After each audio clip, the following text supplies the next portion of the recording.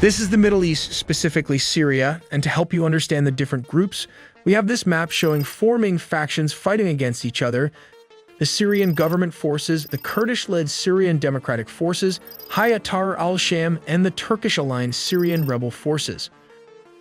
On November the 30th, 2024, opposition forces captured more territory, expelled government forces from villages in eastern Idlib, and began advancing toward the M5 highway, a strategic road leading south to the capital, Damascus, approximately 300 kilometers, which is around 186 miles away.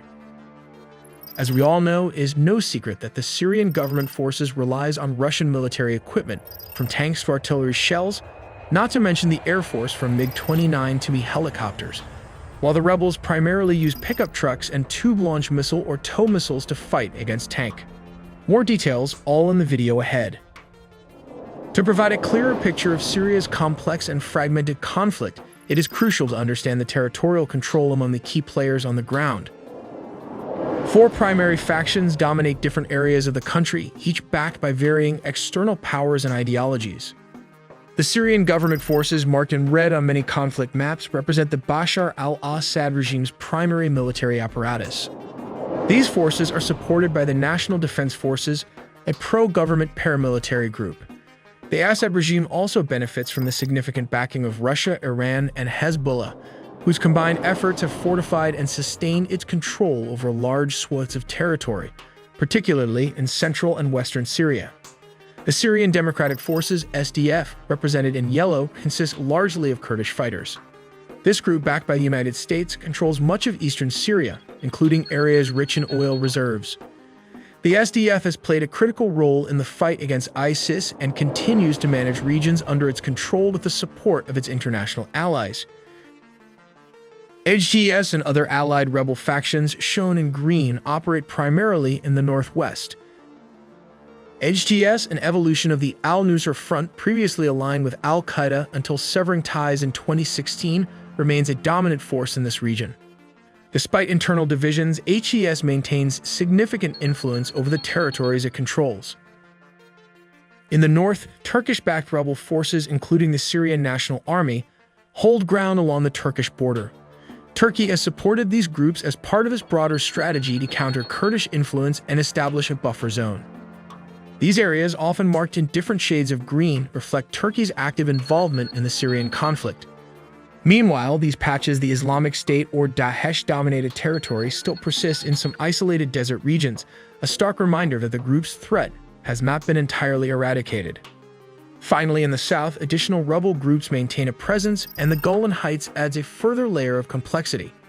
Israel claims sovereignty over this territory, citing its capture during the 1967 Six-Day War, while Arab nations and the broader international community often regard it as occupied territory. Understanding these dynamics is key to grasping the intricacies of Syria's civil war.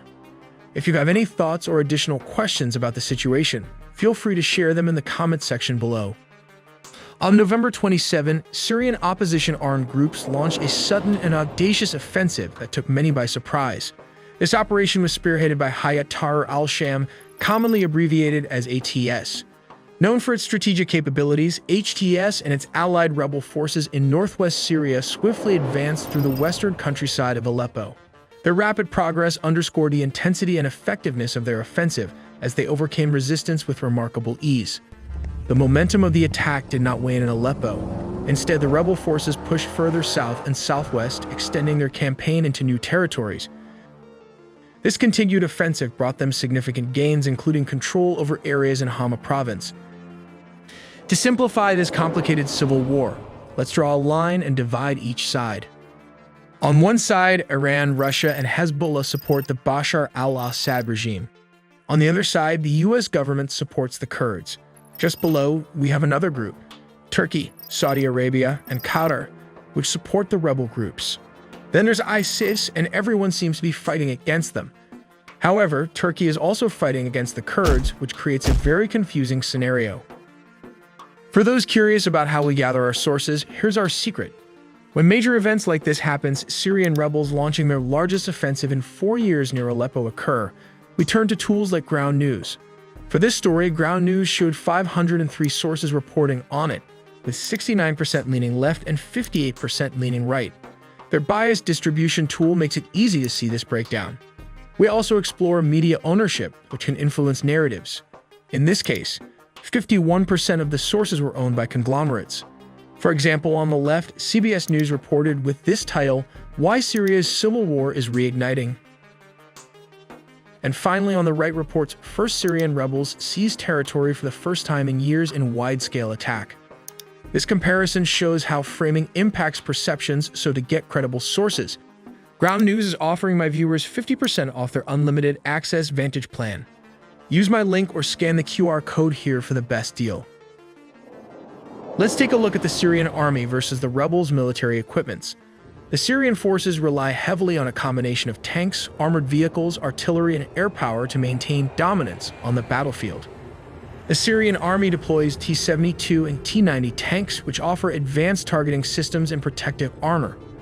Alongside these, older models such as the T-55 and T-62 continue to play a role, particularly in secondary operations. Infantry fighting vehicles like the BMP-1 and BMP-2 are staples in mechanized units, providing mobility and firepower. While armored personnel carriers, including the BTR-60 and BTR-80, ensure troop movement and logistical support across Syria's rugged terrain. Artillery is a key component of the Syrian military strategy, with the widespread use of howitzers, such as the D-30 and self-propelled systems like the 2S-1 Gvozdika. These are supplemented by powerful rocket artillery systems, including the BM-21 Grad and the BM-30 Smerch, capable of delivering devastating salvos over large areas. Russian support has further enhanced these capabilities, like the advanced caliber precision-guided munitions and electronic warfare systems. In the skies, the Syrian Air Force, supported by Russian pilots and aircraft, fields an array of jets and helicopters. MiG-29 fighters and Su-22 strike aircraft are frequently used in airstrikes, while Su-24 bombers deliver precision strikes on fortified rebel positions. Attack helicopters such as the Mi-24 and Mi-28 Havoc provide close air support for ground troops, leveraging their firepower to suppress rebel advances. In stark contrast, the Free Syrian Army and its affiliated rebel factions operate with a patchwork arsenal, much of it captured from the Syrian army or supplied by external backers. These groups rely on older Soviet-manufactured equipment, smuggled weapons, and improvised systems to challenge the better-equipped regime forces. Their tank units primarily consist of captured T-55 and T-62 tanks, which lack the advanced targeting and armor capabilities of their T-72 and T-90 counterparts. Rebel groups make extensive use of technicals, civilian pickup trucks fitted with heavy machine guns or recoilless rifles. These highly mobile and cost-effective vehicles are a hallmark of guerrilla warfare in the region. Anti-tank capabilities are provided by weapons such as the RPG and guided missile systems like the US-supplied tube-launch, optically tracked, wire-guided. The TOW is a second-generation anti-tank missile system that is used by more than 40 countries. Artillery from the Free Syrian Army and allied groups is limited, but includes capture howitzers and improvised rocket launchers. Mortars and smaller rocket systems provide indirect fire support, though their range and accuracy are no match for the Syrian army's heavy artillery. Air support remains the rebel greatest weakness, as they lack aircraft of their own. To counter regime and Russian airstrikes, they rely on portable air defense systems manpads, which have had some success in downing helicopters and jets. However, these systems are limited in number and capability, leaving rebel forces vulnerable to sustained aerial bombardment. Their guerrilla tactics and external support, primarily from Turkey and Western allies, have allowed them to challenge the regime's superiority.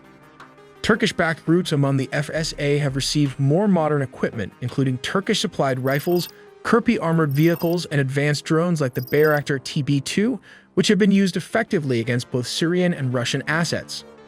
This asymmetry in firepower illustrates the stark divide in the Syrian conflict. As an engineering channel, we also made the secrets behind this stealth bomber, so check this out and do subscribe to not miss a beat.